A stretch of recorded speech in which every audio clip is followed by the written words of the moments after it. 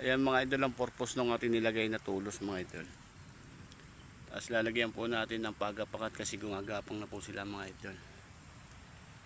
Last tie po tawag dyan mga idol. Gumagapang na. Po. Ayan mga idol oh. Yan po yung tanyo. Kaya ho nilalagyan natin dyan mga idol ng last tie para ho tumaas po siya mga idol. Sumabit po siya dito sa ating trellising net sa taas. Paggapang po niyang kakalat na po yan sa taas mga idol. Diyan na po sila gagapang. Ayan, nilalagyan na po natin ng pagapangan sila mga idol.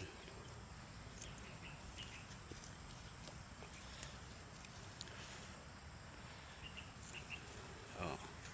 Tapos kakapit po ron sa taas mga idol para ho pag abot niya ron sa taas mga idol. Ayan. Kung saan po siya humilig. Kahit saan po siya humilig niya mga idol, gagapang po yan.